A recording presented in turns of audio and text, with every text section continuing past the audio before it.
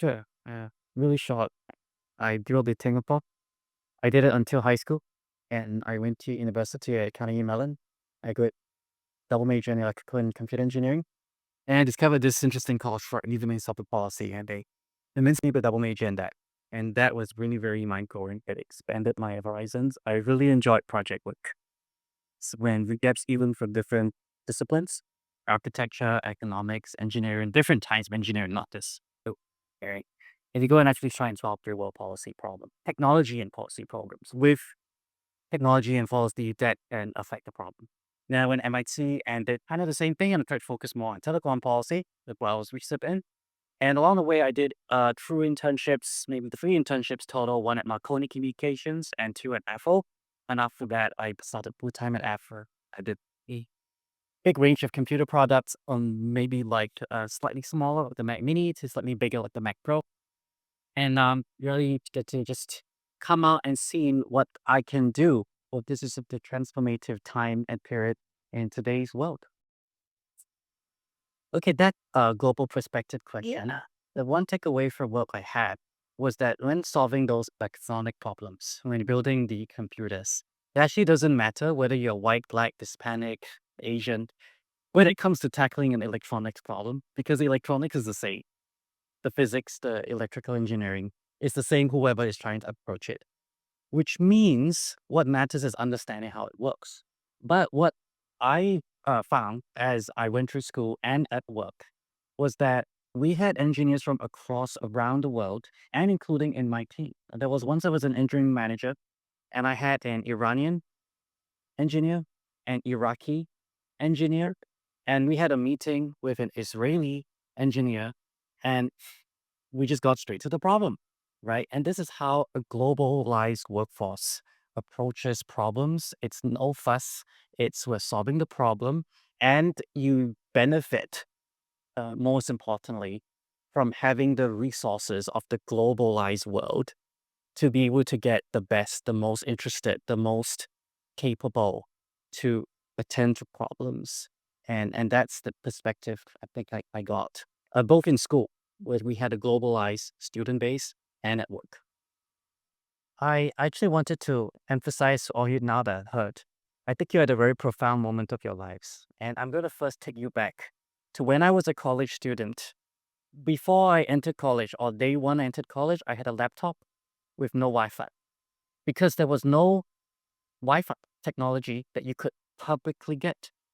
5 to 6 years later, when I left college, my laptop had Wi Fi. There was Wi Fi in coffee shops, airports, and all the schools. So think of that spec transition. I want to say that tech transitions and advancements will happen very quickly. My end point is that you need to stay abreast of that and not be afraid of that, because the change that will come, either you work with it or it becomes scary. And I mean, just put it this way. Think of how the freedom, right, Wi-Fi has given you, that you can put your laptop anywhere and work. It was not a freedom I had at the beginning of college.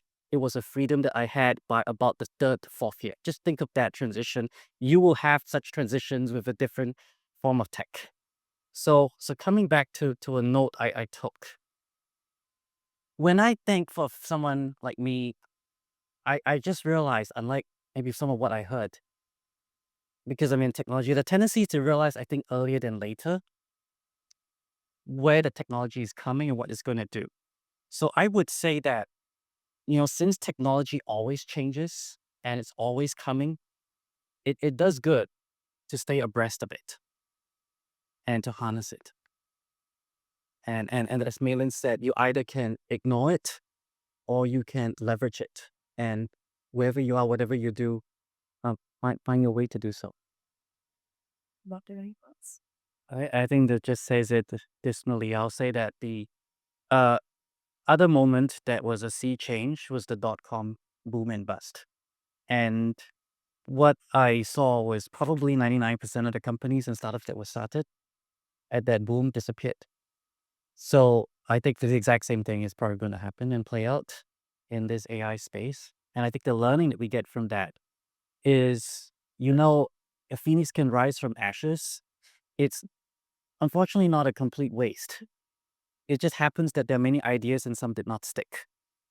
What is going to be devastating though is the probably social impact, economic impact, and all that mess. Like basically, all this made up material, generated material, and I think you hold it within yourselves to find ways to help society navigate this. Because the tech is inevitable. There's no way we're slowing down this tech. Anyone who tries to slow it down is going to find themselves like competed against people who are not. So you're better off working with it. There were two questions you asked. I think I can give an answer more with in line with real world example. I just read in the news what Singapore was doing to two actual tech and social problems. I think you all could have been thinking of where would you have been in this space. One problem is scams, meaning you get scammed to give money to someone that really is trying to steal your money. The other problem is young people, kids downloading apps they shouldn't download because they should be old, and yet this are you 18 or not? It's just too simplistic. Anyone's just going to answer, I agree, at yes. So Singapore went through that. And now the app stores and such will do a actual facial recognition identity check before you can get access to that. I mean, it's a practical solution that's coming out. And do you think it's actually a tech person that suggested this, or do you think it could be a social person who suggested this and got the tech people will figure this out? It, it's an example, the scam thing. So if you happen to get a text message and you're about to click and it's about to go into your bank app and it's about to ask you to enter your identity, and well, it turns out that actually before you even get to install malware potentially on your system, all the bank apps actually check. I think we as social people should say that just don't let the technology do it all. That it have these safeguards that ensures that your phone has a certain level of protection or something. I mean, the technical details. The point is that who's driving all this? I don't think it's the technology players alone. I think it's the technology players being given practical solutions that are people oriented. Think about that, where you can come in if you know people better, think of those solutions and work with tech sides to implement them with the available technology or device. Building your point, technology is a tool. These chatbots are a tool. If you were going to approach one of your social studies projects and you can use it to build, like ask it to help code you something so that you can automate, you can scale up your discovery of how you connect to people. I mean, just think of how the internet was a tool, right? We could use it to mass communicate to people. You can also see the ills if you use it for mass misinformation. But fundamentally, we have all tools. So coming back to what you can use with this Gen AI for, I I think that's why it's not just technology players that will get behind it. It's why they're governments. It's why they are sociologists. It's why I think when I looked at how Carnegie Mellon's computer science department started, it didn't start with mathematics. It started with the Department of Psychology. Not that mathematics isn't important, not that, all that, but psychology is like study of the human mind. And one of the key one of the computing for was could they use computers to help make computers like the mind, right? Could this calculator be expanded to become essentially some form of artificial intelligence? And that's a 50, 60-year-old thought. So it's not a scary new ball. It's always been every domain, biology, economics, and I think it's languages. And because in fact, you look at how LLMs are large language model chatbots. It is essentially what if you could feed all the world's information and compute a statistical probability that if you gave a sequence of words, this next word follows. And now coming back to what you said about ChatGPT and how it goes with the world, think of how bad it is if all this training was done only on one culture, American culture only, ignore Chinese, not Japanese culture, not, I don't pick anything. There's Let's see process as you know coming in and how you all think this diversity of how you approach it. It's not even possible to phantom how the European mind, the Asian mind, the Iran, etc. think about things. Can you imagine what if you encapsulate with only one mind? Or you mesh all the minds together and then you have a teaser. Just just think whether these tools should be all unified or should represent the world. You can't have American only influences in thought, in literally being captured. For that matter, if all the world's content was in English, um, how are you going to capture different thoughts that are in different languages? In fact, AI might actually be a benefit to that because you can imagine models that can translate and then incorporate thought from different worldviews, such that even as an English speaker, let's say, you could access that thought. So these are questions you can ask. How diversely um, representative are all these technologies? Are they going to be discriminating or stereotyping in ways that are harmful or going to suppress? And are they going to make mistakes? And or you call them in computer lingo false positives and false negatives, meaning you say something is there when it isn't, or you say something is there when it isn't. Like you're going to use AI to tell me, does this guy's picture look like he's about to commit a crime or not? I mean, that's a very loaded question, right? Do we have safeguards against this? How are you going to implement that? These are the kinds of questions besides security, which is those stereotypes, I'm going to say, that I think would be very remiss if we did not look into it with an open mind. You want to be the product or do you want to be the builder? I think honestly, as technologies go, you just want to build something and you just want someone who has a track record, hopefully from school, which is why you should do projects at being able to put two things together. But do you mind? I'm going to take us back to 40 years ago because you previously said, let's take back to when I was in college, Wi-Fi at the end of college, no Wi-Fi at the beginning of college. I'm going to now take you back 40 years. I had a computer, but no network. So because you showed all the CDs and vinyls, the key thing that you have to realize in the era of all this was to get data, to get media, you had to get it mailed to you. You had to go to a store and get the content on media. There wasn't a wire, there wasn't the airwave that delivered it to your place. And so when we first started connecting computers, when I was Singapore, that's called 40-ish years ago, 35 years ago, the speed at which we could connect was probably about 1,000 bits per second. Today, you're talking about a gigabit per second, 1 billion bits per second. It's 100,000 times faster. So just to picture that, another way of looking at it is my floppy diskette that I was using to transfer data around could hold the content of about 100 kilobytes to a megabyte, which is about one animated GIF. So think about how you were just sending one message after a message, probably in your thread every 2 seconds, another message. Think about how in 1 second, that picture you could send over a gigabit connection would take 1 day. I calculated 27 hours to send that picture you can send in 1 second.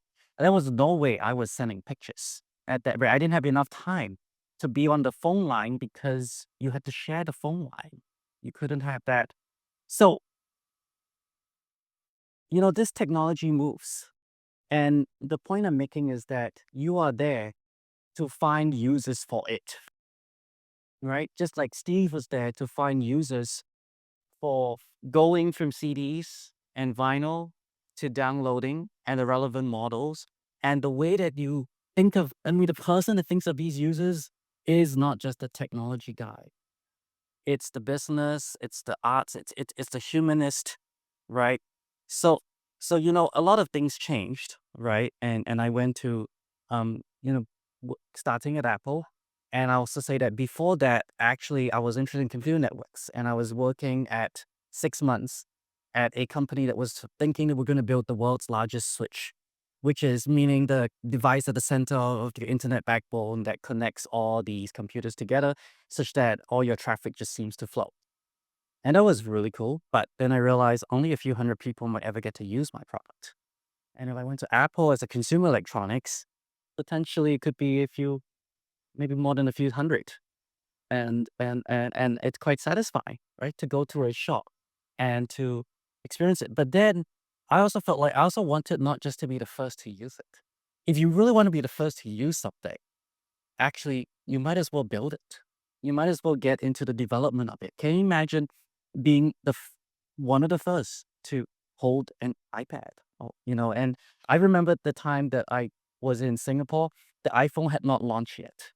I have an iPhone, and just happened that I was sitting with two classmates and schoolmates, and the question, a question came like, "What about this?" And I said, "Wait a minute, I could get on the internet and find the answer." Remember, no one could have done this because you would have to go and find a laptop if it wasn't that casual. So I whipped out my iPhone, and suddenly the volume in the coffee shop noticeably went down. It's like you all noticed that. And today, this would not happen, right? It's just, but just think about what it's like, right? When you get there. So now you kind of stretch all the way to Apple. So remind me the question. It was ease of use. It was power to the user. It's a tool. A computer is a tool for the brain. You want to let technology actually fade away into the background. So you look at the iPod. What was the innovation? What do we want to sell about it? It's not about, I mean, what I don't know, resolution or what um like battery technology it had. The point was two things it had to solve. How do you get the songs into it? And how many songs could you hold in it? I remember when the first MP3 player came out, I had this elevator experience, and a student was showing the professor, "Hey, I got this, you know, MP3 player." And the professor asked, "How many songs can it hold?" About six. Is that really solving, a problem? The first iPod could hold 1,000 songs, right? And so that was putting in a technology for that. The other technology it had was it used a Firewire interface. So you could sync the songs in and get those 1,000 songs in like seconds.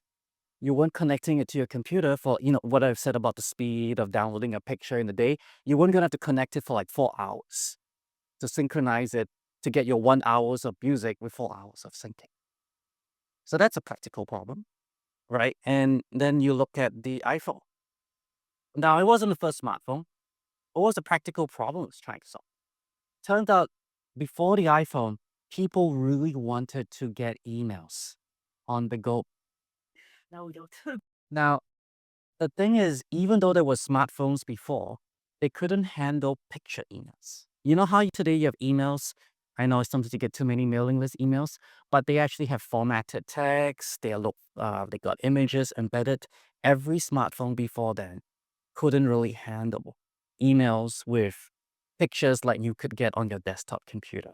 It would always show a subpar rendition of that. In fact, you had to have, if the phones could not get on the web, they would only be able to get onto a mobile web, which was like a subset. So who would build a website that was just targeted for a phone?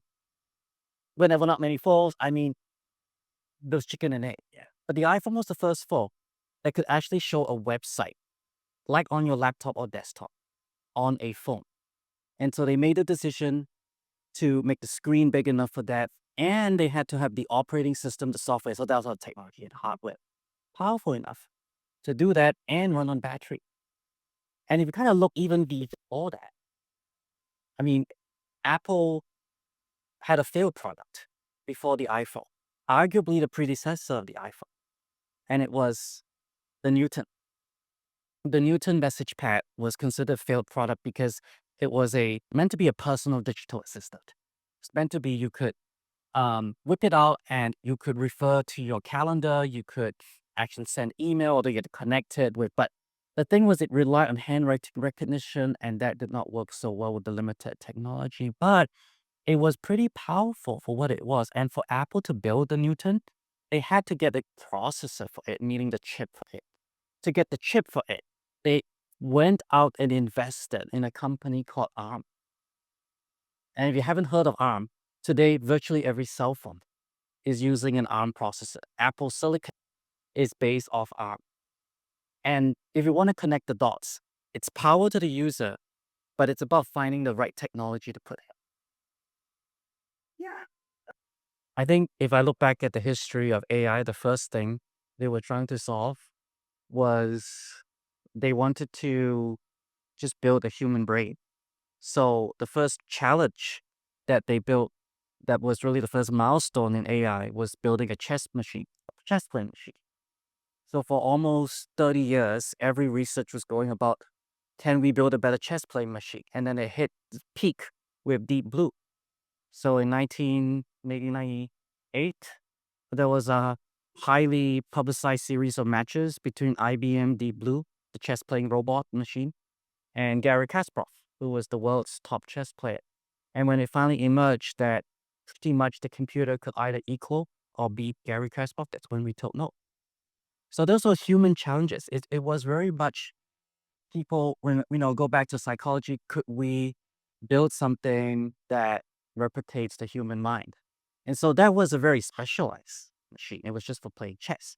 The next big innovation when I look back, so this is a 2012, 2010 to 12 problem, was they started thinking, can we actually build something that recognizes images? In other words, tell the difference between a cat and a dog. And so do you remember for a long time, you were doing these captures where they would show a picture and ask you how many bridges or which one is a bridge, what's a motorbike? I think you might have realized what you were doing was you were feeding data to help train a model. So in future, it would see a cat or whatever, and it would know it's a cat and not a dog. And that problem was a hot problem that more or less started getting solved by 2012. And so after they kind of got that, like, what if we took this technique and fed it the world's information? Now, what was the downside that Malin pointed out, and that's where you can think about it, is how do you train this information system? Because you see, you had this capture system, meaning every one of you probably was training the system. Okay, let me tell you how it really works. It's like they do it 3 times. So 1 out of 3 of them, they don't know the answer. 2 out of 3 of them, they know the answer. So if you get those 2 out of 3 right, they're like, I think I trust this guy. I'm going to use your response for the third one, which you don't know which is this. And I'm going to consider your answer for that authoritative and train the model. You get what I mean? So that it's doing 2 things. It's helping solve a security challenge and you're helping train this. But when it came down to training this chatbot, how's that going to work? So it turned out that they sucked in all this information and they said, we can always predict. If I give you 5 words, what's the 6th word? I give it 15 words, what's the 16th word? That's all it's doing. Statistically speaking, after we analyze every piece of document on the internet, all that intellectual property, yes, if I feed it this sequence of 16 words, what do you think the 17th and 18th and 19th and so on? So you give it a prompt, it's like, I'm just going to complete it based on everything I've seen before. What's the most likely next word and next word and next? It's just that simple. The problem is, what if it's a bad answer? So it turned out that they basically got armies of people, probably sociologists, and they fed it the response, and the army had to give it a thumbs up or thumbs down. And it was a thumbs up. They fed back the computer like, okay, that was a good answer. Thumbs down. Okay, don't do that again. I mean, don't do this statistical, like down weight, down vote. You want to give this. And over time, it got trained to give answers that pleased all the people that were giving thumbs ups. So that's where you see the inherent flaw in this whole method, which we're all trying to struggle to find ways to work with. Just why I just want to say that this is not a solved problem. It's just a very interesting because there are problems. In fact, language translation, for the full wide duration of language translation, everybody always wanted language translation. But it was very difficult because they spent time trying to come up with a grammar model So you would ask a linguist to write down 1,001 rules about grammar, and then we'll feed it a sentence and try for best. This language translation model framework was used for decades and never really worked very well because language is just way too variable. One day, they realized that the UN had the great positor because everything the UN said had to be translated to like at least 17 other languages or something. What if we fed all these translations and now we just said, this is correct, this is correct. So on a small scale, they approached this technique with language translation because at least you knew what was correct. Because I mean, the translator you assume that UN hires is a good one. So you see how it's going when you look back? Yeah. All right. Yeah. So I kind of like technology history. And I hope that you like history because you can learn a lot about the world through literature and history. So it's not all set. I'm going to take you back 75 years and 125 years. Let's go 125 years. How many of you are afraid of electricity? Of course. When electricity first came out in the US, one of the use cases being touted was to electrocute people, like death by electrocution. So it's actually people quite afraid. Secondly, many people actually didn't know how to protect themselves when working with electricity. So many houses, when they first got electricity installed, they ran bare wires, copper, not even copper, metal up walls without any insulation. If you touched it, you could die. So we've gone a long way since then. There's a lot of safety that's come up that I think rightfully policymakers have put in. You've got the code, as they say, right? Electrical code. Today, at least, you're very well protected now. You are very, very unlikely, even if you try to touch your electrical socket and all that, to get electrocuted, right? You're very unlikely when taking a shower to get electrocuted. Think about that. If you didn't drown, all these, right? Some of these problems were technical issues 125 years ago that had to be, unfortunately, painfully meaning lives were lost, learned and resolved over that next 125 years. I would say arguably to only about 50 years ago when it started getting safer, right? I hope it's not going to take that long for some of these new technologies. So now I'll give you another example. 75 years ago, how many of you are afraid to get on an airplane? How many crashes happen a year? Do you know? In the US, it's almost none. It wasn't like this in the 1950s and 60s. There were probably one crash a week. Okay? People were dying every week from airplane crashes. And that was because the growth of aviation hit off in the 1950s. And there weren't all these things like proper air traffic control, like knowing that if the weather was bad, you might not want to fly into a thunderstorm. All these systems had to come into play. Radar, separation by, like lanes and just the training protocol for pilots. Real side. And of course, planes also got more reliable, right? The engines got more reliable. We solved or the engineers solved issues with hydraulics and whatever, even with metal fatigue. So I'm just saying that every technology goes through this spurt, unfortunately, where it comes in electricity, airplanes, actually still cars, because you had human drivers and this. So it's yeah. Um, I suppose. you're gonna see the same thing, the internet and with AI, right? That hopefully you can imagine how some people thought 125 years ago that electricity could portend a dystopian future where we're going to use it to electrocute people. Unfortunately, that's not the case before, right? Even airplanes, you could have thought that just going to use it to bomb people because that was one of the big reasons why they developed multi-engine planes. World War II to bomb. Unfortunately, found better uses for that. And so this is your space. This is always your space because you're in the prime of your life to educate, connect, recognize, and take action.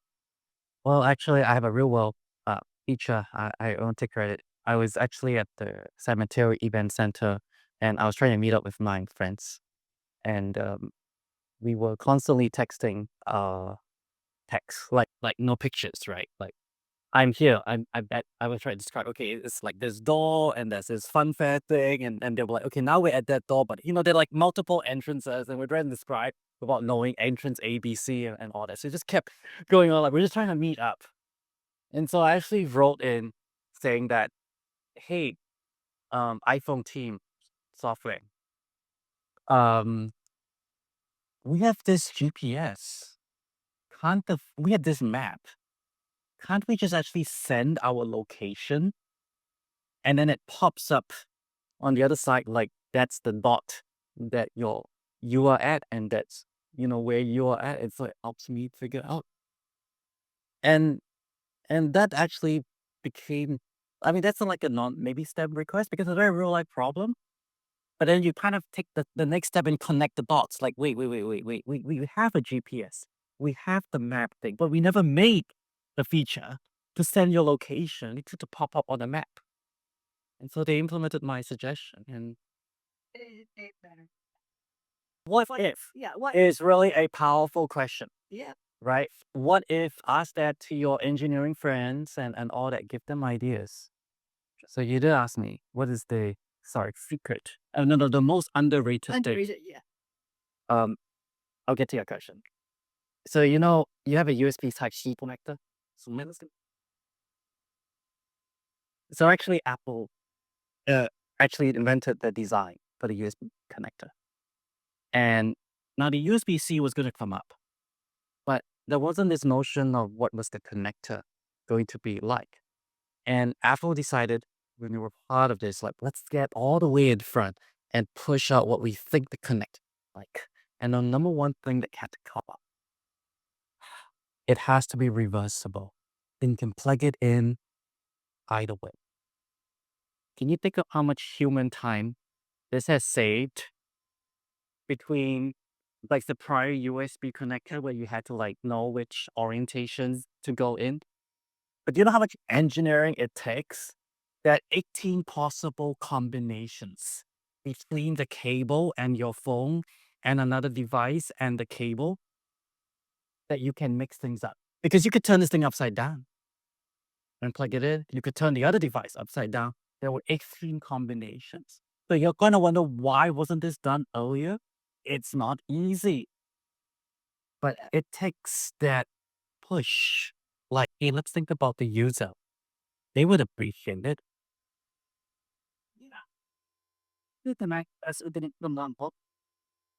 Because I think a lot of people who do computer science and tech are actually studying to become information processors. Yeah.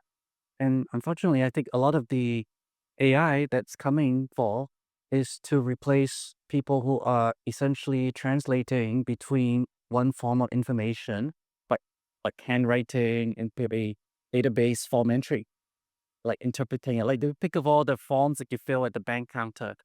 Maybe that's new now. They have an iPad, but essentially it's still a form filling exercise that someone is sitting up to. That's a report or job. Whereas understanding what to put on the form, understanding what to know about client, each customer, the search, that's not exactly an entirely computer science or STEM thing. That's the humanity thing. Understanding people, knowing what drives people, knowing how to create things that works for people. That's humanities thing. I think humanity is actually going to be in this world where much of this engineering STEM actually is getting automated. Unless the computer science programs, the one that you've been to, actually dramatically includes humanities, it's much easier for humanities students to learn tech. Because the humanities people are going to initiate things. All this computer stuff is doing is it's very smartly like language translation, but just it's information translation. But it's not actually the originator of the thought. It's just the brief. The irony, they should be more thinking how the software engineers being in training. I'm way more worried Yeah, they are. that the tools they've just built are going to take away their jobs because they spend much of their time being translators between human intent and engineered products because they got good at breaking down into building blocks your human intent. Like, I want a program to do this and that in the environment, the scope, and techno straight. Okay, let me listen to all that. Let me come up with a way to build it. And now we just invented a machine that does that pretty well, so that you cannot experiment with building things at a rate previously not possible. It could have taken someone 1 year to build a prototype. You can now try and build that prototype in 10 minutes and try again. I don't think I see pulled apart. I think you're going to find intelligent ways to use it that keep safety in mind. Just like when, say, computer graphics first came out, people were trying to figure out what to do with computer graphics. Should we use it for visualizing design, architecture, space exploration? Should we use it for advertising and movies? Or should we use it to just give creatives at that playground, which is part of that? I think we've become more and more comfortable with it. And so I hope that for AI, people will get comfortable with it. Just like we've become comfortable with, say, prior technologies like the internet for all its ills, right? We realized um, at every one of these, yeah, they didn't put certain features early enough into it, like security. And so what everyone challenging us now is don't wait so long to put these safeguards.